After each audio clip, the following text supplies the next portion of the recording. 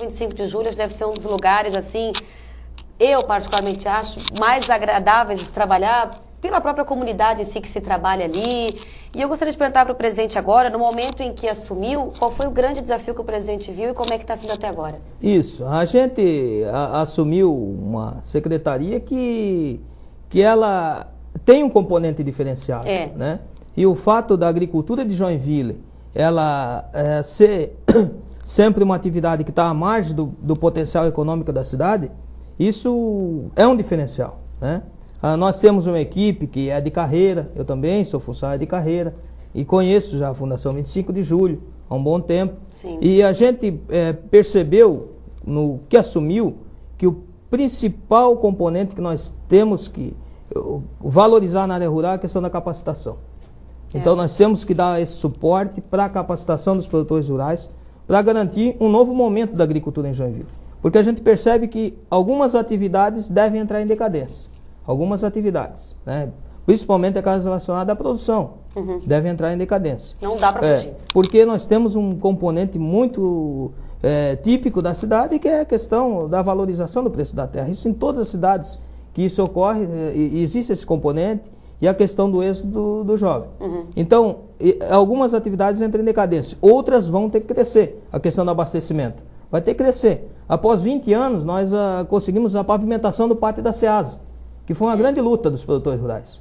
A pavimentação do Pátio da Ceasa não foi pouca coisa. Isso nós conseguimos já no primeiro ano. Então, isso deu um componente. Hoje, o movimento da Ceasa aumentou em 30%. Isso possibilita que a gente pense que a área de abastecimento vai ter que crescer nos próximos 10 anos. Então nós temos que nos estruturar para abastecer essa cidade de alimento que seja da agricultura familiar. Nem que seja da região, mas nós temos que garantir a produção de alimento que possa abastecer. Senão daqui a pouco nós vamos estar com o custo da hortaliça lá em cima. E buscando em outros municípios. E buscando em município cada vez mais distante. Então nós temos que estruturar a nossa Ceasa para conseguir garantir essa comercialização para o produtor da região. E de Joinville também. Isso é um componente importante. Um grande desafio, então, Um grande desafio. E para isso precisa de capacitação, porque comercializar não é uma coisa tão simples. O produtor tem que ter toda uma bagagem que possibilite ele também entrar no mercado e conseguir produzir um alimento de qualidade. Uma outra questão é a questão da agroindústria. A agroindústria vai ter que crescer no município. Tem que crescer, nem que ele tenha que pegar produtos de fora para estar processando, mas a agroindústria vai ter que crescer. E isso depende exclusivamente da capacitação. Porque envolve a questão da inspeção sanitária, do conhecimento sanitário, do processamento de alimentos, as nutricionistas, né? A questão da legislação. Então tem esse componente que é extremamente importante, que é a da capacitação, e isso envolve também uma questão que é o associativismo dos produtores. Porque o produtor sozinho, ele está entendendo isso já, que sozinho ele tem uma dificuldade de se estabelecer no mercado. Então, os grupos temáticos que se montam, nós temos 14 grupos temáticos que participam na área rural, com encontros mensais, né, e que fazem o planejamento de cada cadeia produtiva. O grupo da agroindústria é um dos grupos mais que atuam mais integradamente, né?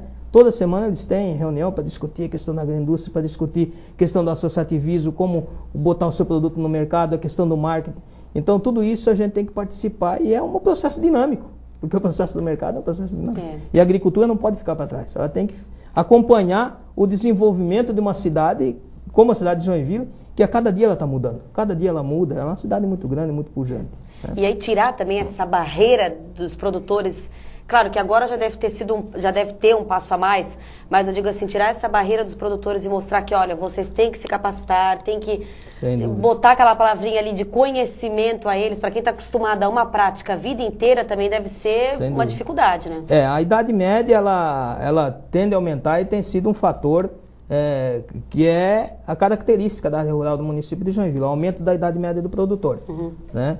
E isso muitas vezes cria um fator de dificuldade no aspecto capacitação, porque é muito mais fácil tu capacitar o jovem. Isso é um fator, né, que é de conhecimento. No entanto, nós temos que ver a questão da experiência. Quando se trata da questão de você capacitar em agroecologia, você até tem mais facilidade que aquele agricultor mais idoso. Ele passou por um processo que a agricultura era agroecologia antes da Revolução Verde. E a Revolução Verde veio com um pacote químico ali, mas ele sabia que aquele processo anterior até era melhor, era mais saudável. Mas foi um processo da agricultura, da industrialização. No entanto, quando se trabalha a capacitação, em algumas situações até você tem mais sucesso, né, com produtores que têm uma certa idade.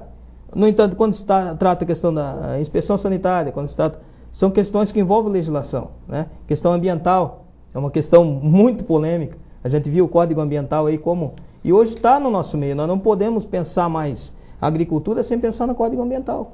Nós temos que levar em consideração que existe uma legislação ambiental. Então, certamente, isso são entraves, né? A questão tributária. Hoje tem que ter conhecimento da questão tributária. E muitas vezes existe essa dificuldade, as pessoas não aceitam.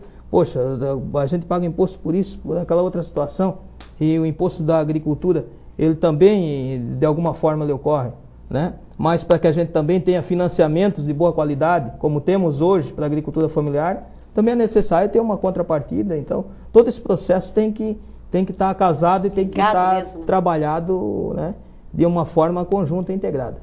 Presidente, quem quiser conhecer a Fundação Municipal 25 de Julho? Opa, isso, a gente tem uma série de atividades, né, que envolve um grupo grande de funcionários. A gente tem médicos veterinários, engenheiros agrônomos, engenheiros florestais, técnicos agrícolas, sim, pessoas voltadas a ensino rural, né, pessoas que trabalham exclusivamente com pesquisa em entomologia, pesquisa em aquicultura, pesquisa em espécies florestais.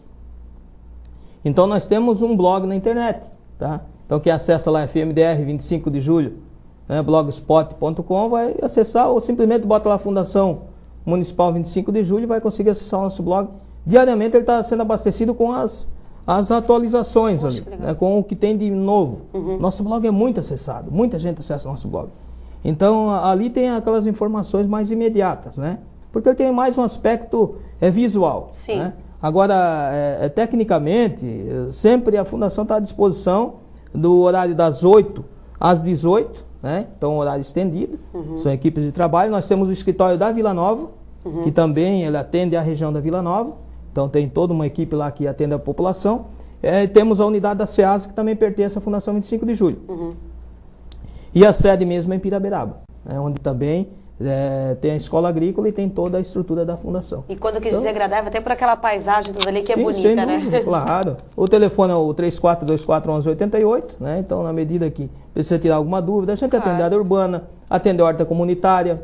Então, sempre que tem hortas comunitárias que têm interesse em montar, entidades que às vezes têm uma horta, que tem uma estrutura, um pomar que precisa ser mantido, ou simplesmente a pessoa liga para tirar uma dúvida: como é que eu podo a minha jabuticaba?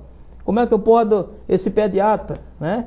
Poxa, a minha ata não está produzindo, o que está acontecendo? É problema da adubação. Então, essas coisas a gente procura ter essas dúvidas pequenas, né? Porque também a população de Joinville tem um componente rural. A maior parte da população de Joinville veio da área rural. Então, nesse aspecto, a Fundação 25 de Julho ocupa um papel fundamental, porque é o resgate dos valores que os seus avós tinham, seus pais tinham.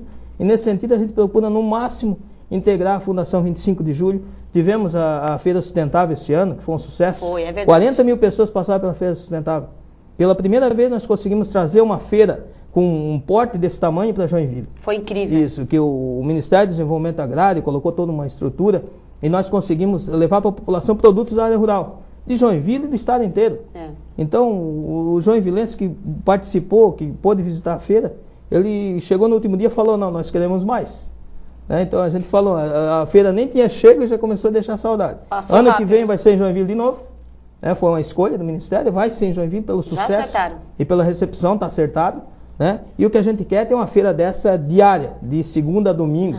Né? Não com esse porte, com esse tamanho, mas uma feira diária, que o consumidor joinvilense, o operário, o pequeno empresário, o universitário, ele possa estar convivendo com a agricultura familiar diariamente, possa estar comprando produto, conversando com os produtores e participando da atividade rural, um pouquinho da atividade rural, já que o dia a dia não possibilita isso na vida das pessoas.